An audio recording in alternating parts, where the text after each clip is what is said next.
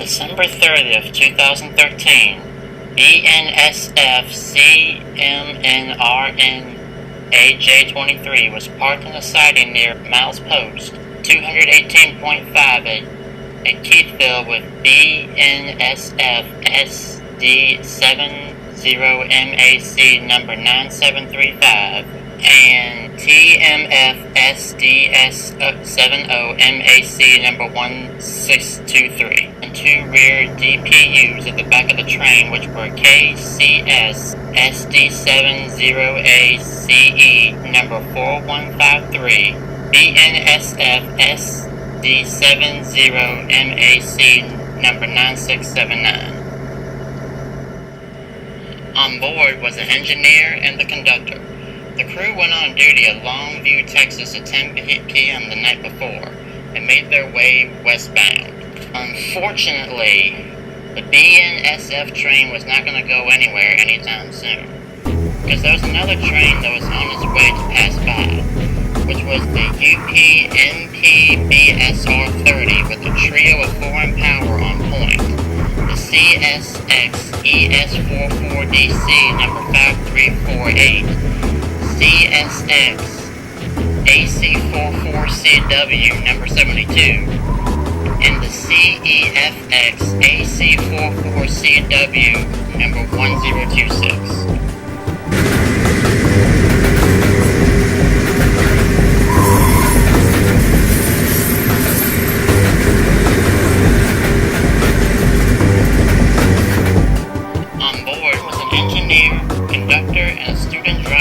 Still being trained by the Union Pacific. The crew went on duty at Riverfront Yard in Shreveport, Louisiana at 2:40 a.m. and was making their way eastbound.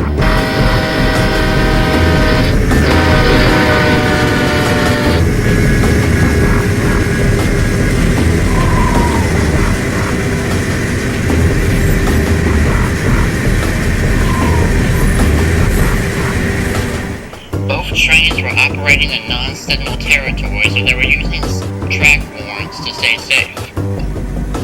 After the UP's track warrant headed high priority over the BNSF coal train at Keithville. So the BNSF conductor's responsibility was to make sure that that switch at Keithville was correct.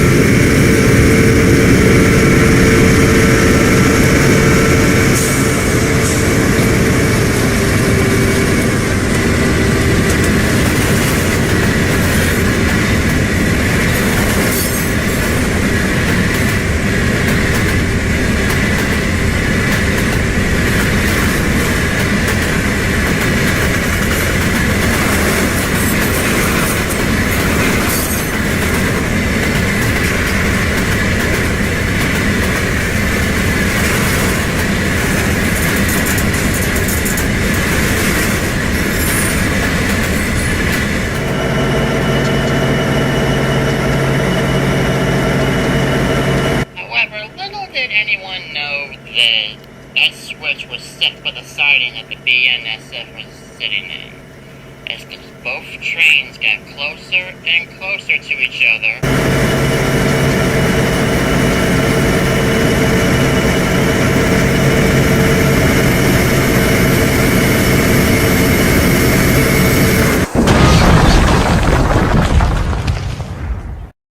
The two trains collided head-on at 6:37 a.m.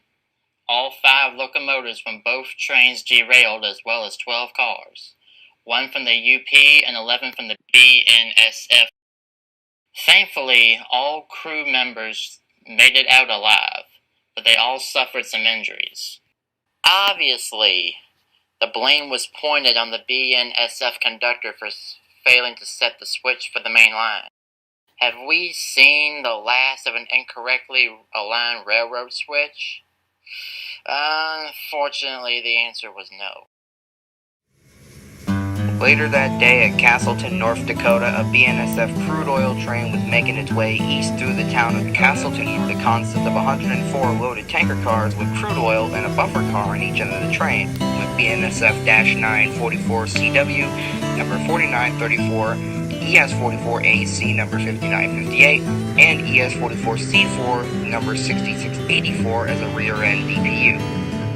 In the opposite direction, on a different track, was a westbound grain train with 112 loaded grain cars with BNSF ES44C4 number 6990, 6833 on the head end, and 6745 as the rear end DPU.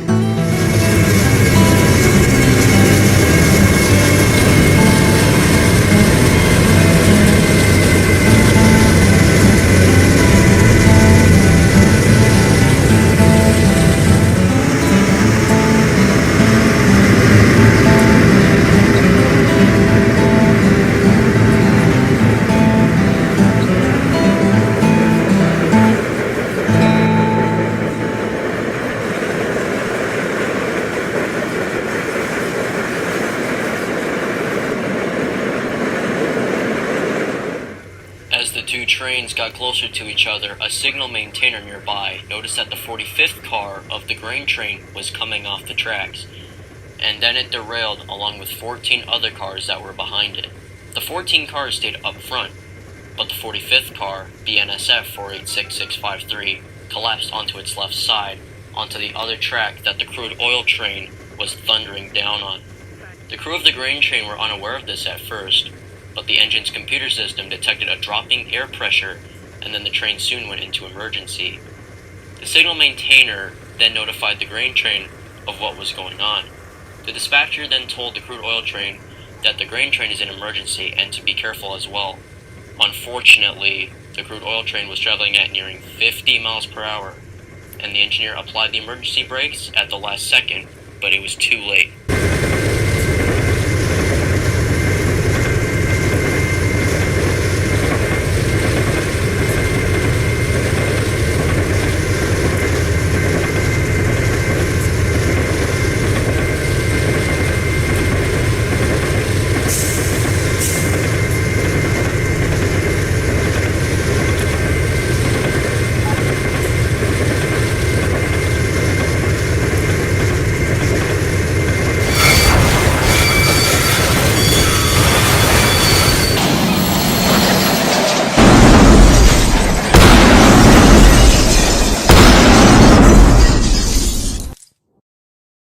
The crude oil train slams into BNSF 486653 at 42 miles per hour.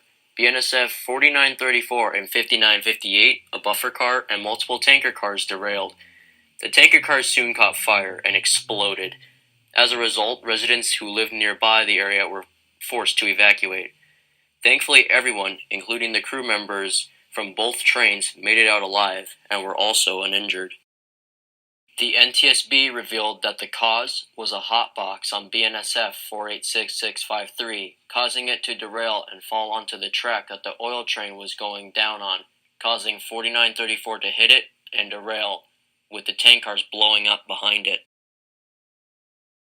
In the end, BNSF 4934 and 5958 were both burned beyond repair and scrapped. The ES44C4s were all undamaged and were quickly put back into service. As for the locomotives that were involved in the Keithville train collision, all 5 locomotives were all repaired and returned to service. Hey everybody, this is Rail Show Productions here. Now before I close out this video, I got a few announcements I need to make. Now first of all, a big shout out to my guest speakers for volunteering to be voice actors in this video. Thank you very much. Number 2, Last week, I got a full-time position at my job, so that's good news for my life. Unfortunately, because of this, I'm going to spend less time rail fanning, especially on a Saturday. However, if I have the time, depending on my schedule, I can always go out trackside. And also, I can always do some more documents, plus continuing finishing up my Ghost Train movie. Number 3, thank you all so much for over 900,000 total views. You guys are absolutely awesome. Number 4, as of right now, me and my friends are planning on doing a huge trip next summer. And no, I'm not going to expose where we are going yet. Number 5, if you guys still want to voice in my Ghost Train movie or in my rec documents, please sound off in the comments below and we can work this out together. Number 6, in case you guys didn't know, I'm still going to be doing a Q&A video. And I still don't know when I'll be doing my Q&A video, but in the meantime, sound off your questions in the comments below and I will answer your questions on my Q&A video. Thank you. And last but not least, number 7. Happy holidays and thanks for watching.